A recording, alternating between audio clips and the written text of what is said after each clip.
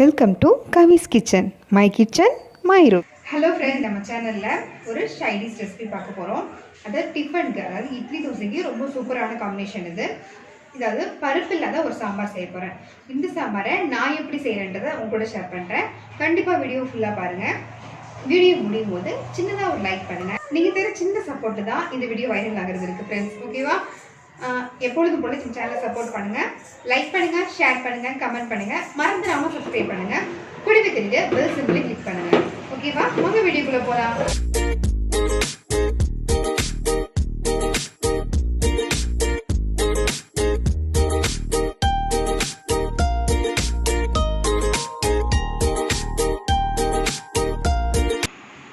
இப்போது ஒரு குக்கர் அடுப்பில் வச்சுருக்கேன். நான் இதில் ஒரு 2 ஸ்பூன், சின்ன ஸ்பூன் ஆட்டி 2 ஸ்பூன் எண்ணெய் விடுறேன். எண்ணெய் நல்லா சூடிகிற வரையும் வெயிட் பண்ணலாம். எண்ணெய் நல்லா காஞ்சதுக்கு அப்புறமா ஒரு 6-7 பச்சை மிளகாய் வச்சுருக்கேன். பச்சை மிளகாய் நடுவில் கீறி வச்சுருக்கேன். ஏன்னா அப்போ தான் காரம் நல்லா இறங்குன்றதுக்காக. இந்த பச்சை மிளகாய் எண்ணெயில் சேர்த்துட்டு அந்த பச்சை வாசனை போகிற வரையும் ஒரு வதக்கிட்டு இது கூடவே ஒரு 5 தக்காளியை கட் பண்ணி வச்சுருக்கேன். ஒரு மீடியம் சைஸ் தக்காளி தான். தக்காளியை கூட சேர்த்துட்டு நல்லா வதக்கிடலாம்.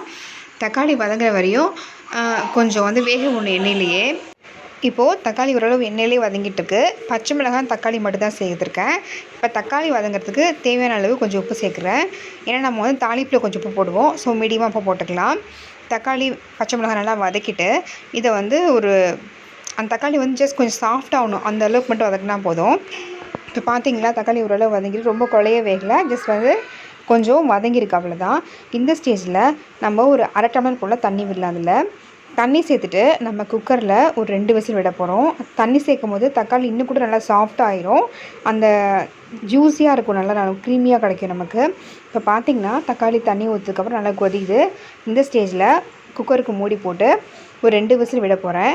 இந்த மாதிரி தக்காளி ஃபஸ்ட்டு வேக வைக்கும் போது அந்த தக்காளி அரைக்கும் போது ரொம்ப சூப்பராக இருக்கும், சாஃப்டாக ஸ்மூத்தியாக வரும். ஸோ அதுக்காக தான் பச்சையாக செய்கிறத விட இந்த மாதிரி வேக வச்சுட்டு குக்கரில் வேக வச்சு செய்யும்போது அது டேஸ்ட் இன்னும் கூட ரொம்பவே நல்லாயிருக்கும் நமக்கு. இப்போ சாம்பாருக்கு நம்ம மெயின் பருப்பு சேர்க்க போகிறது கிடையாது, ஜஸ்ட் நம்ம தக்காளி தான் சேர்க்க போகிறோம். ஸோ அதுக்காக தான் நம்ம தக்காளியை முதல்லையே நல்லா எண்ணெயில் வதக்கிட்டு குக்கரில் விட்டு ஒரு 2 விசில் விடுறோம். இப்போ அந்த மாதிரி குக்கரில் வேக வைக்கும் போது தக்காளி ரொம்ப சாஃப்டாகவும் அரைக்கிறதுக்கும் நல்லா ஈஸியாக இருக்கும். இப்போ வெயிட் ரிலீஸ் ஆச்சு. இப்போ பார்த்திங்கன்னா தக்காளி நல்லா வதங்கிருச்சு, நல்லா சாஃப்ட் ஆகிட்டு. இந்த ஸ்டேஜில் நீங்கள் கடையிறத விட ஜஸ்ட் கரண்டி வச்சு கடையிறது, மத்து போட்டு கடையிறத விட நம்ம மிக்ஸியில் ஒரு அடி அடிச்சிட்டோம் அப்படின்னா டைமும் சேவ் ஆகும், நல்லா சாஃப்டாக வந்துடும். இப்போ பார்த்திங்கன்னா கடாய் அடுப்பில் வச்சுட்டு ஜஸ்ட் 1 ஸ்பூன் எண்ணெய் விட்டுருக்கேன். இதில் 1/2 ஸ்பூன் கடுகு, 1/2 ஸ்பூன் உளுந்த பருப்பு.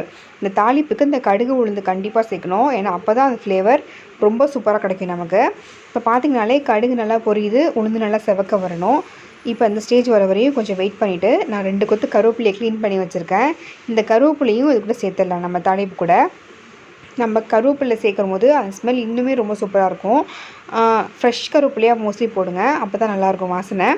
இப்போ கடுகு உளுந்து பொரிஞ்சதுக்கப்புறமா கருவேப்பிலை ஜஸ்ட் அந்த மாதிரி கையில் கிள்ளிட்டு கசக்கி போடுறேன், அந்த ஃப்ளேவர் நல்லா வருன்றதுக்காக. இப்போ பார்த்திங்கன்னா சிம்மில் வச்சுட்டு அந்த கருவேப்பிலையை நல்லா பொரிகிற வரையும் வெயிட் பண்ணலாம். இந்த மாதிரி கருவேப்பிலை நல்லா பொரிஞ்சு அடங்குது பார்த்திங்களா, இந்த மாதிரி வரணும். இந்த மாதிரி வந்தால் தான் அந்த ஃப்ளேவர் எல்லாமே இறங்கும். இதுக்கு சின்ன வெங்காயம் ஒரு 1/2 கப்பு போல் சின்ன வெங்காயத்தை கட் பண்ணி வச்சுருக்கேன்.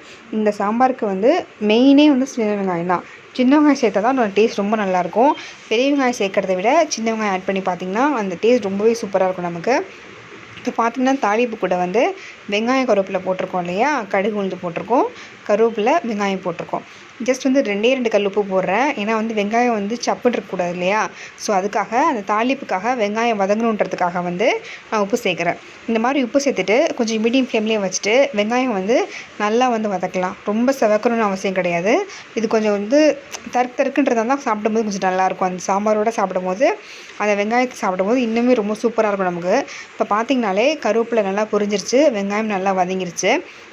இந்த மாதிரி நல்லா வதக்கணும், புரியுதுங்களா? இந்த மாதிரி கலர் மாற விடாமல் மீடியம் ஃப்ளேம்லேயே வச்சுட்டு ரொம்ப செவக்க விட்டுறாமல் ஒரு கண்ணாடி கலராக வரணும், சரிங்களா? அந்தளவு வர வரையுமே நம்ம நல்லா வதக்கலாம். இப்போ இதுக்கு நம்ம எக்ஸ்ட்ரா மசாலா எதுவும் சேர்க்க போகிறது கிடையாது, ஜஸ்ட் கலருக்காகவும் தக்காளி போட்டிருக்கோம். இதுக்கு லைட்டாக ஜஸ்ட் மஞ்சள் பொடி போடணுன்றதுக்காக ஜஸ்ட் 1/4 ஸ்பூனு லைட்டாக மஞ்சள் பொடி போட்டுட்டு மிக்ஸ் பண்ணுறேன். இப்போ பார்த்திங்கனாலே வெங்காயம் அந்த பிங்கிஷ் கலராகவே இருக்குது. மஞ்சள் போட்டிருக்கேன். மஞ்சள் பொடி நல்லா வதங்கிடுச்சு. நம்ம தக்காளி பச்சை மிளகாய் அரைச்ச பேஸ்ட் இருக்குது பார்த்தீங்களா, அந்த பேஸ்ட் இது கூட சேர்த்துடணும். இவ்வளோ பார்த்தீங்களா, இதுதாங்க மெயின். நம்ம வந்து காய்கறி தேவையில்லதுக்கு பருப்பு தேவையில்லை, ஆனால் டக்குன்னு செஞ்சிடலாம், ரொம்ப சூப்பராக செஞ்சிடலாம்.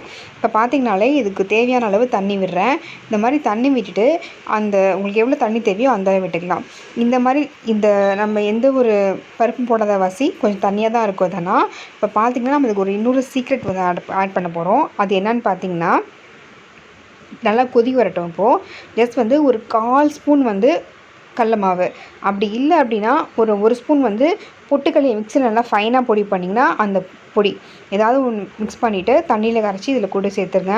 ரொம்ப திக்கு கிடைக்கும். நமக்கு நிறைய குவான்டிட்டி செய்கிறீங்கன்னு போது சேர்க்கலாம். இப்போ பார்த்திங்கன்னா ஒரு 2 கொத்தமல்லி தலையை பொடிசாக கட் பண்ணி சேர்த்துருக்கேன்.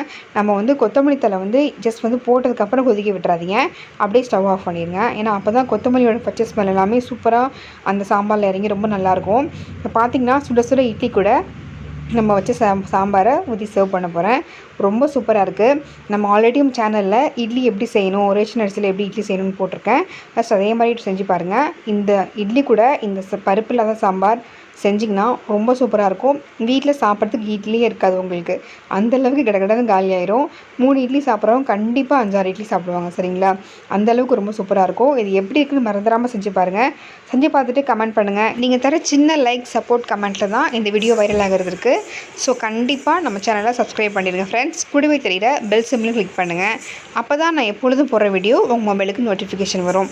ஓகே ஃப்ரெண்ட்ஸ், இதே மாதிரி இன்னொரு இன்ட்ரெஸ்டிங்கான ரெசிபியில் நம்ம நெக்ஸ்ட் வீடியோவில் பார்க்கலாம். அது வரைக்கும் உங்கள்கிட்டேருந்து பாய்.